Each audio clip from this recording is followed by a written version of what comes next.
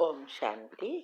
आपका प्रश्न है, क्या हमारे संकल्पों का हमारे डीएनए पर असर होता है? उत्तर है हाँ। डीएनए शरीर के हर एक सेल्स और न्यूरॉन हार्मोन्स से जुड़ा है।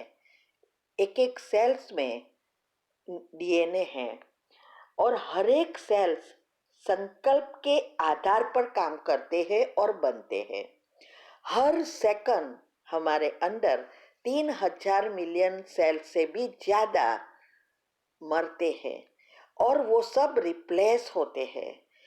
लेकिन जब वो रिप्लेस जितने भी होते हैं वो हमारे नए संकल्पों के आधार पर नए संस्कारों से बनते हैं। ये संस्कार जो कहते हैं वो हमारे डीएनए में सारा भरा हुआ है। तो जब हम नेगेटिव व्यर्थ ही सोचते रहते हैं तो हमारे संकल्प वो उस नेगेटिव से ही पुराने जो संस्कार के रूप में है वो गट्ट होते हैं और कर्म का फल देने के लिए तैयार होता है।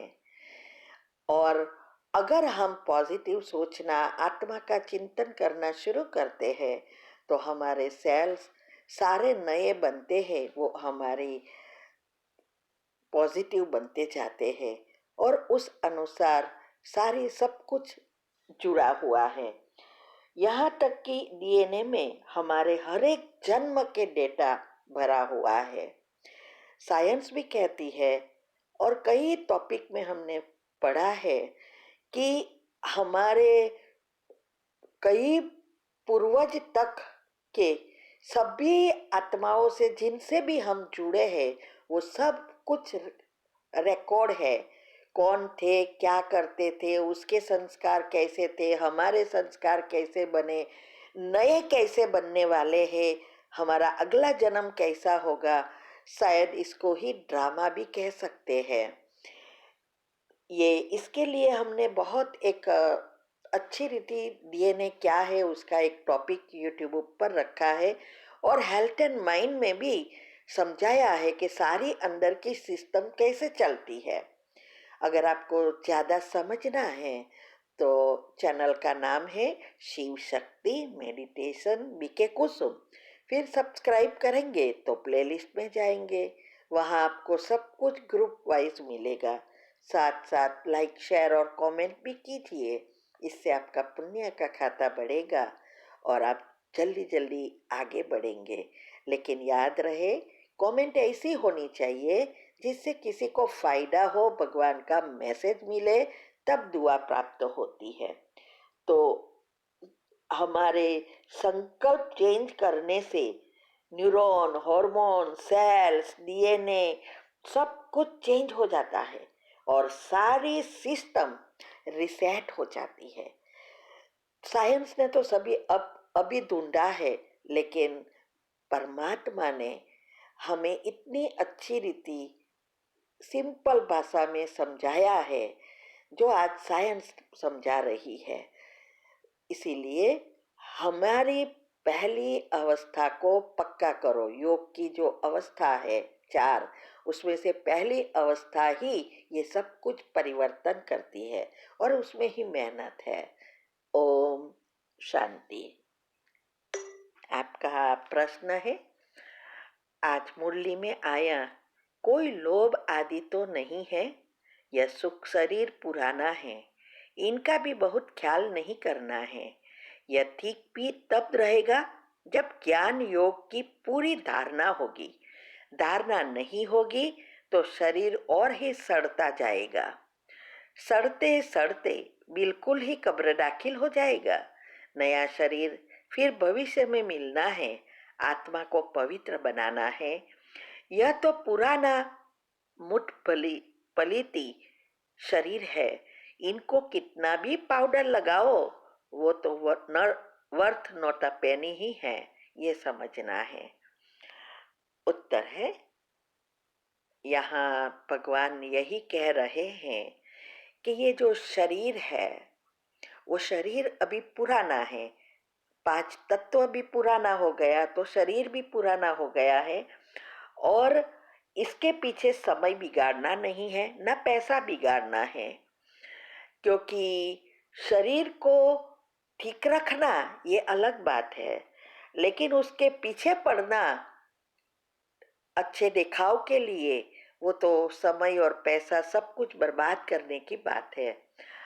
अगर हमारा ज्ञान और योग मजबूत है, अच्छा है, तो ऑटोमेटिक ये शरीर भी सुंदर बनता जाएगा, स्वस्थ बनता जाएगा, क्योंकि आत्मा में शक्ति बढ़ेगी। इसीलिए अगर हम ज्ञान योग में कच्चे हैं तो ये शरीर में बीमारियां जो अंदर भरी है, मना हमारे जो नेगेटिव संचित पाप कर्म है, वो जो है वो हमारे नेगेटिव विचारों से फिर एकदम फल देने के लिए तैयार हो जाते हैं। तो शरीर में और ही इतनी बीमारियां होगी जैसे सड़ा हुआ है। इसीलिए जब ऐसा सड़ जाता है जैसे कुछ हम नहीं कर सकते। इसीलिए जब वो अच्छा है तो उस शरीर की संभाल करके हमें ज्ञान और योग में पक्का बनना है, जिससे कोई भी शरीर की भोगना आए या जीवन में कोई भी भोगना आए, हम योग से उसको खत्म कर हमारा इस जीवन को भी सुधार सके और दूसरे जन्म को भी सुधार सके।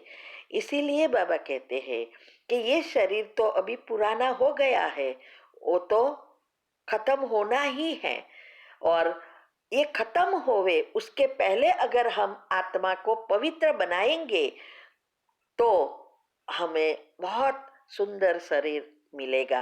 वरना ये पुराना शरीर इतना इतना मैला हो गया है जैसे कोई गंदा कपड़ा है, और उसको कितना भी साबुन लगाओ, पाउडर लगाओ और कितने भी धोखे से टिपो, फिर भी वो फट जाएगा, लेकिन क्लीन नहीं होगा। ऐसा ही इस हमारे शरीर के साथ है। तो हमें कहने का भावार्थ यही है कि हमारे पुरुषार्थ पर अभी हमारे पास सब कुछ है तो हमें पूरा ध्यान देना है, समय का उपयोग करना है। हमारे 7 पत्ते का बिल्ली पत्र और 11 जिसका आध्यात्मिक रहस्य और कैसे करना है वो हमने YouTube पर उसका भी रखी है कि वो कैसे रोज करनी है। जितना हम उस पर ध्यान देंगे, योग की पहली अवस्था पक्की करेंगे, ये शरीर रूपी कपड़ा ऑटोमेटिक क्लीन होता जाएगा। यही साबुन और पाउडर है। ठीक है। ओम शांति। का प्रश्न है, चेतना का अर्थ क्या है, सिंपल भाषा में समझाइए। योग के समय चेतना को कैसे समेटना है, कृपया वो भी समझाइए। हमारी कुंडलिनी चक्र कैसे ओपन होते हैं, क्या कुंडलिनी चक्र सहस्त्र चक्र एक ही है? अपनी कुंडलिनी शक्ति को मूलाधार चक्र से कैसे निकाले? उत्तर है, आपके सारे प्रश्न के उत्तर हमारे YouTube चैनल पर आपको मिल जाएगा, डिटेल में मिलेगा। चेतना का अर्थ यही है आत्मा, और कुंडलिनी का अर्थ है आत्मा का करंट।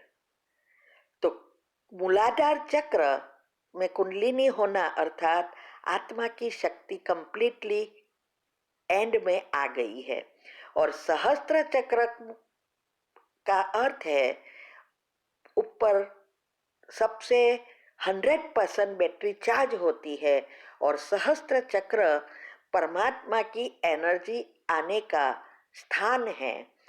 तो जब हमारी को आत्मा में शक्ति बढ़ती है, कुंडलिनी एक बैरोमीटर की तरह है, वो ऊपर जाना शुरू करती है, और जब हम सहस्त्र चक्र तक पहुंचते हैं, वही आत्माएं देवी देवता बनती है, पूज्य बनती है, और उसकी ही पूजा होती है जो पहले जन्म में आती है।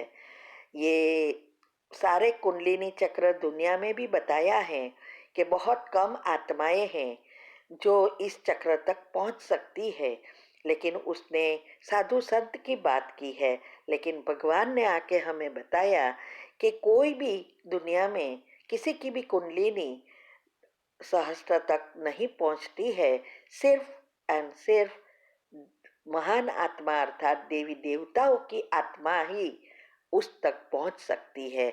और उसकी विधि भगवान ने ही आके हमें बहुत सिंपल भाषा में बताई है।